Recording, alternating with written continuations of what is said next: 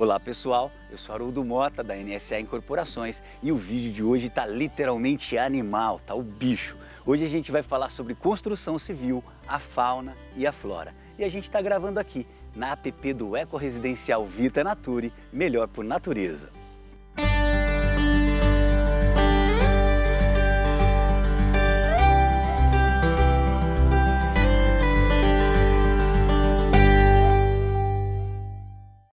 Bem, você tem ouvido a gente falar aqui que o Vita Nature está sendo construído em um bairro de chácaras que fica dentro da cidade. Ou seja, a cidade foi crescendo no entorno e essas chácaras permaneceram juntas, formando o que eu costumo chamar de um pequeno pulmãozinho dentro da cidade. Isso aumenta a nossa responsabilidade em construir uma casa bacana, confortável, eficiente e que ao mesmo tempo entenda e respeite os moradores do entorno, todos os nossos vizinhos, né? Então, pensando nisso, a gente resolveu fazer um levantamento da fauna que existe aqui neste local para que a gente possa se programar e interferir o mínimo possível nessa máquina que já funciona tão bem. Para isso, a gente tem que se cercar sempre das melhores pessoas e a gente também tem muita sorte. Então, a gente trouxe aqui a bióloga formada pela Unicamp, mestra em conservação da fauna, Iana Dias. Iana, muito bom dia, obrigado por ter aceitado o convite. Eu que agradeço, eu acho que esse tipo de conversa é importante, então é um prazer poder estar aqui, né, e compartilhar um pouquinho desse conhecimento para contribuir para esse trabalho. Bacana, bacana. Vamos começar esse assunto então, Iana, passando para quem está assistindo da forma mais sucinta, mais simples possível. Como é feito um levantamento de fauna? Como que a gente faz isso? Um levantamento de fauna é um estudo, né, que a gente tem o objetivo aí de identificar as espécies que existem em determinado local, né? Esse estudo vai ter metodologias específicas dependendo do que você quer. Então pode ser metodologias mais simples, como do inventário de fauna, que é o que a gente tem aqui, né? Como pode ir um pouco mais além, com dados estatísticos, né? Que a gente fala que divide em quantitativa e qualitativa. Aqui no caso a gente acabou fazendo um levantamento mesmo para descobrir quais espécies habitam essa região. Esse foi o intuito. Bacana. E de forma prática, como é que você fez isso? Para a gente poder mostrar mais ou menos para a galera. Eu quero até depois colocar algumas fotos, pedir para o Bruno insertar, para que as pessoas entendam mais ou menos o que a Iana veio para cá, para o terreno, e como que foi o procedimento? Então, a metodologia que a gente utilizou aqui, a gente chama de busca ativa. Então eu vou andando devagar, né, numa velocidade ali quase constante, e aí você vai observando, né, a gente dividiu para os 3 grupos, ave fauna, herpetofauna, que são os répteis e os anfíbios, e a mastofauna, que são os mamíferos. Então a gente divide nos 3 grupos e em cada momento do dia tinha o grupo específico que eu ia analisar, né, que eu ia buscar. Então, inclusive à noite, né? Inclusive à noite, porque a herpetofauna, ela é mais presente, você vai conseguir identificar melhor à noite, que é o momento que os sapinhos, né, coacham, enfim, você consegue identificar. Serpentes saem à noite para caçar, né? Os gambás, aqui os gambás fazem uma festa. Os mamíferos noturnos, temos as aves noturnas, a gente no levantamento sai algumas corujas, né? Então, a gente divide isso em alguns horários do dia e aí a busca ativa é você realmente ir buscando e olhando. E aí você pode registrar esse animal por visualização, que é muito mais difícil, dificilmente a gente consegue ver o bicho mesmo, é mais a ave. Mamífero você quase nunca observa diretamente. Até porque eles sentem a presença, né? Então... Cheiro de longe, né? Então eles viram você, corre. Então, eles estão te vendo em algum lugar, mas você não tá vendo, né, aquele animal, não tá vendo aquele animal. Então, na verdade, você não visualiza, mas você registra as aves, por exemplo, pelo som. Então, você identifica. E aí você vai anotando, através da vocalização deles, né, vai fazendo a lista. Os mamíferos, a gente utilizou armadilhas fotográficas, né? A gente pode mostrar isso depois, a gente coloca a câmera trap em determinados locais estratégicos, que a gente vê que é uma trilha, alguma coisa que vai passar um animal ali. E aí você, quando ele passa em cima, dispara. E aí você pega a imagem um sensor, uma espécie de sensor. Tem um sensor, exatamente. A gente fez aqui o levantamento, eu lembro que eu fiquei até bastante curioso. Eu procurava não vir muito para não atrapalhar, porque eu sempre pensava, poxa, de repente a minha presença pode trazer o lance do cheiro e tal, e não atrapalhar. Mas eu fiquei encantado porque eu lembro que, além das câmeras, existia um outro cuidado. Eu lembro que você colocava algumas frutas, as armadilhas, né, vamos dizer assim, para que pudesse captar os indivíduos ali. Foi muito muito bacana essa... A gente coloca, então, algumas coisas estrategicamente, né? Sem interferir muito nessa fauna, mas sabendo do que ele pode se alimentar, que vai atrair. Então, uma frutinha ali, né? Que acaba atraindo e aí captura a imagem do bicho que a gente quer. De curiosidade, assim, até porque acho que não tem nem tanto a ver aqui, mas na sua ótica, na sua opção, como que é a fauna desse entorno aqui? Olha, falar pra você que eu fiquei, como eu posso dizer, eu fiquei encantada que a gente conseguiu pegar aí um número considerável, né, de avifauna principalmente, né, mamíferos a gente sabe que vai ser mais difícil, a gente vai encontrar os de pequeno porte, animais mais resilientes, né, para conseguir viver num ambiente tão alterado assim pelo homem. Répteis também já é mais difícil aqui, de encontrar por aqui. A estação também faz muita diferença, a estação do ano. Se é chuvosa, se é seca, então você vai acabar encontrando mais os anfíbios na estação chuvosa. Na estação seca eles vão estar mais quietinhos, vão estar escondidinhos, não é época reprodutiva. As aves também faz diferença.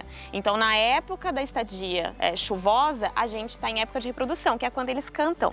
Muito bacana, muito bacana. Agora eu quero te perguntar o seguinte, qual a importância real disso que a gente está fazendo, o levantamento da fauna, da flora também, até da conservação num todo, para esse aspecto de obra? Que importância isso realmente tem? Qual a relevância?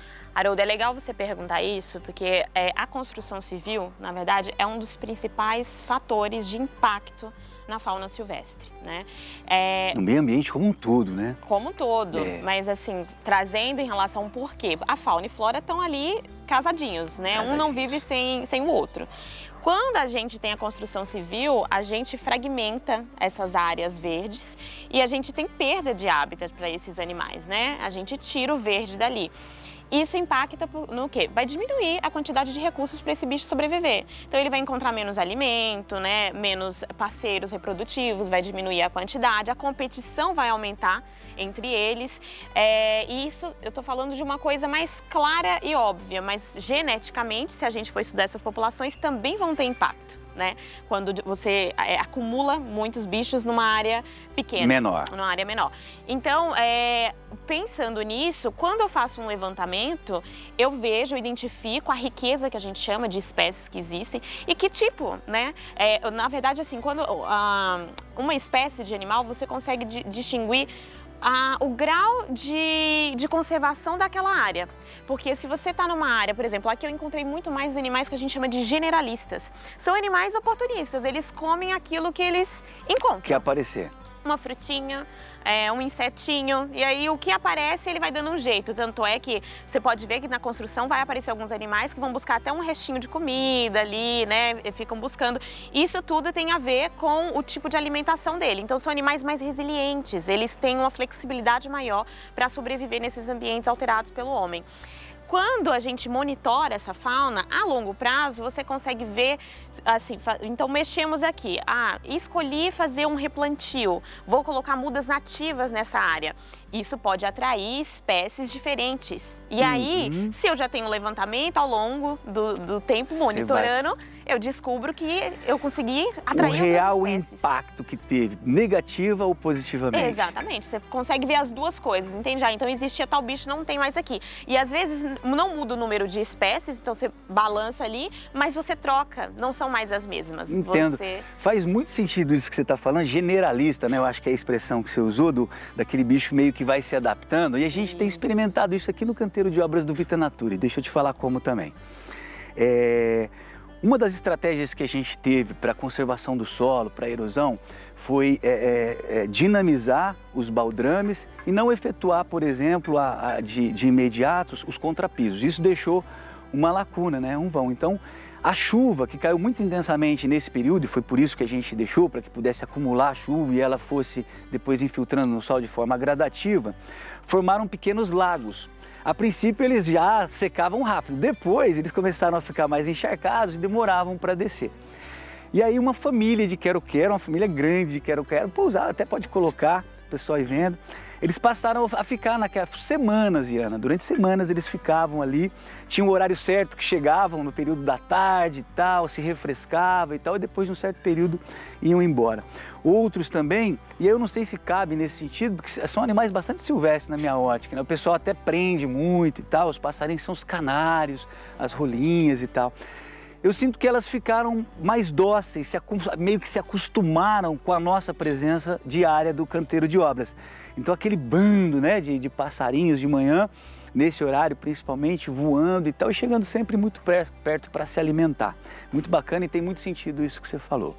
Provavelmente os quero-queros, né, eles ficam nessa área porque você disse que molhou, né? Isso. E eles comem larvinhas, insetos, então aquela água atrai insetos. Para eles é interessante porque ali tem recurso para ele, entende? Tem água, tem comida, então eles ficam por ali. E é um animal que a gente costuma ver em descampado, né? Eles reproduzem, inclusive, gramado, jogo de futebol. Exato. Sempre tem uns aí, né? Então na construção tá ali, para ele é a casinha ideal, né? Ele gostou e ficou por ali. Esse generalista oportunista. É, muito bacana, mas é interessante você falar desses animais, você até citou, por exemplo, os canarinhos, né? São animais que eles vão se aproximar mesmo, né? Eu falo que são os animais sem vergonha, eles não têm vergonha, vêm, aparecem, comem, e é legal a conscientização para as pessoas que moram em lugares como esse, né?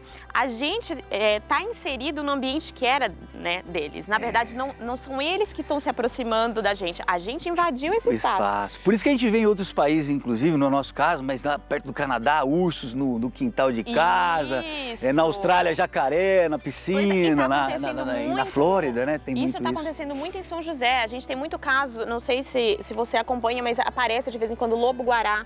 Em lugares assim, você fala, gente, o que esse lobo está fazendo aqui? O que o lobo está fazendo aqui é porque ele não tem onde estar. Então ele acaba vindo parar, né, em áreas mais próximas dos humanos. Onça-parda, a gente já teve registro de onça-parda mais na Serra de Caraguá, né? O pessoal disse que está tendo bastante agora, né? Pois é. E tem vídeos de pessoas vindo na rua, correndo mesmo, assim, sabe? O animal correndo. Porque nós invadimos. Então é legal essa conscientização, principalmente para quem escolhe morar nesse tipo de lugar, para ter uma boa relação, porque nós estamos no espaço deles, né? Então aqui, por exemplo, a gente identificou que tem primatas pequenos, né? Tem, que as pessoas chamam de soinhos, saguizinho, chama de saguizinho. Aqui tem o sagui do tufo branco, que é um animal exótico, ele é do Nordeste e foi inserido aqui e ficou, mas que a gente precisa respeitar porque é o espaço deles. Eles vão utilizar essa app para se deslocar de um lado para o outro, né? E é importante que a gente não alimente esses animais com comidas como pão, para não atrair. Primeiro, o pão vai influenciar negativamente, vai ser uma coisa ruim para eles, porque esses animais não têm enzimas digestivas para um pão. E a longo prazo isso vai causar pancreatite, alguns problemas. Então, se quiser dar comida para os animais, coloque longe, coloque afastado da sua casa, para que eles não invadam depois sua casa. Coloque coisas naturais. Frutas, né? Não tem erro. Você falou das rolinhas, então colocar uma quirerinha ali, fazer um comedouro de comidas, tá legal. É até legal porque você não precisa prender ninguém para ver. Você bacana, deixa solto. Ótimo. Vou aproveitar então esse seu gancho de comida e de app que você falou, e a gente está aqui na app do Eco Residencial Vita Natura, como eu disse no início do vídeo. E essa app a gente reconstituiu ela, você acompanhou esse processo. E a gente fez isso até de livre e espontânea vontade, não era uma obrigação, mas a gente tinha muita árvore invasora aqui, que são essas espatódias e tal, e a gente resolveu reconstituir essa área. É exemplo do que a gente fez no Bonavilla, está um bosque lindo, a gente vai depois colocar um vídeo de lá também. Essa é a importância. A gente vai monitorar isso, a gente tem a obrigação de monitorar durante 3 anos, mas isso também reflete na fauna, né? Reflete com certeza. As APPs são áreas de preservação permanente, né? Então são essas áreas de vegetação contínua que vai cercando, vai rodeando o rio, né? Ao longo do rio. Margeando. Ela vai margeando o rio. Isso tem uma importância porque ela conecta áreas verdes. Vira um corredor. Vira um corredor ecológico, que a gente chama, né? Então esses animais transitam por aqui, por isso que a gente encontra sagui passando por aqui, jacu passando por aqui. Jacu tem bastante. Então eles vão buscando comida, acaba indo parar em umas casas porque tem árvores frutíferas, então tô passando por aqui, vi comida, opa, vamos aproveitar essa xepa. Então eles ficam por aqui. Mas a gente precisa dessas áreas para esses animais se deslocarem. Então por isso que é importante a conservação dessas áreas. Que elas estejam conectadas, né? Exatamente. Lógico que a app tem aí a questão das várzeas do rio, né? Exatamente para preservar o solo. Tem outras coisas importantes que ela tem, mas para a fauna... Para a fauna é muito importante porque é por onde ela desloca. Quando a gente faz o replantio de árvores nativas, lembra que eu te falei que no levantamento você vê umas espécies mais generalistas. São espécies que alterou o ambiente, mas ela consegue se dar um adaptar. jeito. Quando você vai colocando árvores nativas, você vai atraindo outros tipos de espécie. Você vai chamando espécies que são mais especialistas. Aquelas menos resilientes, né? Aquelas que... Exatamente, que a gente chama de especialistas. Então elas precisam de coisas mais específicas, né, para conseguir sobreviver. E aí você está contribuindo para aumentar a diversidade dessa fauna aqui. Bacana, bacana. Para minha filha, de 6 anos, ela até me perguntou por que a gente tinha tanto cuidado, porque ela sabe que eu tenho um carinho grande assim com essas áreas de preservação. E aí eu expliquei para ela mais ou menos isso, não com essa fineza, né, mas mais ou menos eu disse para ela que era igual um corpo humano e que as APPs eram umas veias que, se a gente interrompesse aquela veia, o sangue, que é o bichinho, não ia conseguir passar por ali, ele ia perder o caminho. E aí, igual uma pessoa, devagarinho a gente ia se esvaindo até morrer.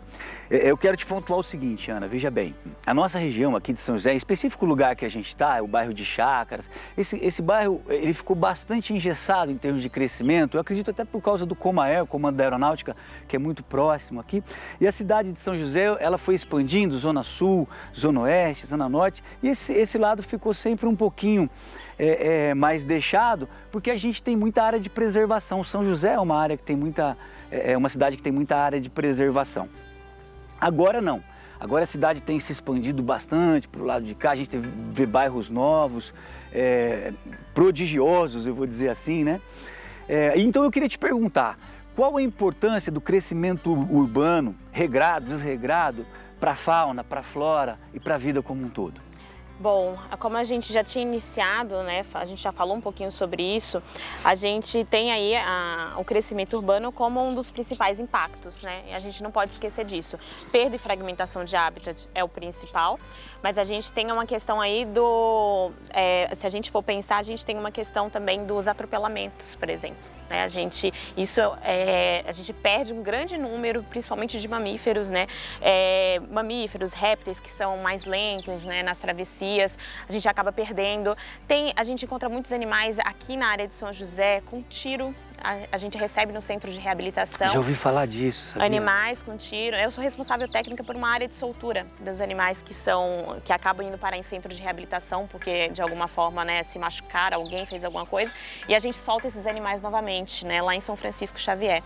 E a gente recebe muitos animais exatamente machucados, com paulada ou com fratura. Então assim, os animais, eles vão dando um jeito de sobreviver. A gente encontra águia cinzenta aqui no meio de São José. Outro dia eu estava no centro e ele sentado, uma águia cinzenta sentada no poste. Então ela dá um jeito, ela tá ali procurando, né, para onde vou, mas ela estava ali. E é um animal, por exemplo, que aqui na Univap, no CRAS, a gente recebeu com um tiro na asa. Então, o crescimento urbano desordenado, sem essa conscientização, acaba influenciando muito, muito nessa fauna, né? O que a gente precisa, Haroldo, é principalmente da educação ambiental, de uma conscientização, das pessoas terem noção do que está acontecendo, né? Saber da existência dessa fauna, respeitar os limites, né, de tudo isso, e precisa ter um diálogo com os tomadores de decisão. Por exemplo, tem lugares que tem muito atropelamento, a gente sabe que precisa ter placas de vai devagar, né, pra gente transitar, por exemplo, aqui dentro das chácaras, tem carros que passam bem rápido, e é um lugar que a gente encontra animais silvestres de porte maior, né? A gente encontra gambá bastante por aqui, tatu a gente encontra por aqui, né? Sem contar nas aves, claro, né? Então, é legal que nessas áreas tenham placas indicando que existem animais silvestres, que tem a travessia. Então, se a gente identifica esses pontos e colocar placas, já contribui muito, diminui muito, né, nesse impacto. Então, acho que o mais importante é a conscientização, a educação. O que você está fazendo, né, com esse projeto é isso, você vem trazendo essas informações. Nós estamos fazendo. A gente vem trazendo essas informações e para as pessoas, eu lembro que eu me falei no começo para você, né, que seria muito legal quando a gente ter já as pessoas morando aqui, quando tivermos essas pessoas morando aqui, que a gente tenha plaquinhas falando, até um livrinho contando um pouquinho da história dos animais que tem aqui e como ter uma boa relação com essa fauna, sabe? Sem impactar negativamente. Eu acho que tudo isso contribui de alguma forma. Legal, isso tudo vai estar sim, vai estar na verdade no manual do proprietário que comprar uma unidade do Vita Nature. A gente vai ter QR Codes nas árvores, todas identificadas com as espécies, os cuidados que a gente deve ter, quando que foi plantado, enfim, todo um histórico. Nisso que você falou, o que me deixa assim, na verdade, eu não diria assustado, mas triste, É porque a gente imagina quando uma cidade está crescendo, como quando uma estrada é aberta para o progresso e a gente vê cobras que às vezes morrem e tal, a gente meio que é um conflito que a gente tenta assim conjugar na cabeça. Mas quando você me fala, por exemplo, que você recebe um animal tão bacana que é um falcão, uma ave, e ele está com um tiro, dá uma certa tristeza. Porque eu lembro quando eu era garotinho, sabe? Eu cresci no meio do mato e pegava estilingue para matar um passarinho. E um dia eu matei realmente um passarinho e eu fiquei tão feliz, eu falei, nossa, que alegria, eu consegui comemorar, os primos todos comemorando. E um tio meu, que era o dono do terreno, com um sorriso no rosto, eu perguntei para ele, não, o tio não achou bonitinho o que você fez, o tio achou ruim, porque esse passarinho que você matou era a fêmea que cuidava de 6 passarinhos que tá naquele ninho. Não era nada, sabe? Ele nem sabia, mas foi a psicologia. A hora que ele falou aquilo, foi uma sensação reversa, porque eu imaginei, agora ninguém vai cuidar desses filhotinhos e tal. Então quando você fala, uma ave tomou um tiro e teve que, né? Então dá uma certa tristeza, uma certa descrença no ser humano. Mas quem sabe o que a gente está fazendo aqui pode melhorar isso e a gente divulga uma coisa bacana. Quero contar muito com a sua participação, a gente ainda vai falar muito sobre a nossa piscina biológica, que foi o start ali para a gente poder fazer esse levantamento.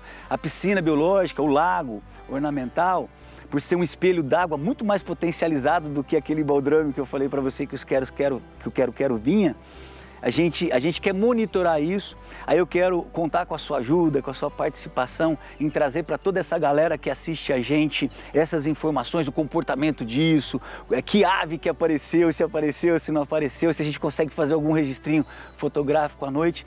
Então que a gente consiga intensificar esse trabalho para trazer bastante informação legal para essa galera. Bacana, Haroldo, acho muito legal, acho que o papo vale a pena, né, por tudo isso. Acho que a gente tem que ficar de olho em algumas questões, como a gente citou aqui, né, sobre, às vezes, quando você deu a estilingada no passarinho, você não tinha noção. Por isso que eu falo sobre a conscientização, porque é tão automático, é tão cultural isso, né, que alguém precisa, às vezes, te dar um choque e falar, não é assim, não é tão legal como a gente pensa, né. A gente tem problemas, por exemplo, com animais domésticos, que é uma coisa que ninguém para pensar. A gente recebe lobos com sarna, com sinomose, e eles pegam de animais domésticos que estão circulando por aí, né? Então tudo isso são coisas que a população leiga não tem conhecimento. A gente precisa, né, espalhar. E trabalhos como esses são importantes para a gente começar a divulgar esse tipo de informação, né, e conscientizar a população. Então muito obrigada pelo convite, estou disponível, estou à disposição e a gente se encontra mais uma vez para falar sobre as piscinas biológicas. Eu que agradeço, um abraço grande. Muito obrigado para você que ficou até o final desse vídeo. Se você ficou porque o vídeo foi legal, então não se esqueça de se inscrever no nosso canal, deixe o like lá, de curtir. O nosso canal é novo, então é muito importante a sua participação. Compartilhe esse vídeo e não se esqueça de plantar uma árvore, porque também é muito legal. Forte abraço e até a próxima!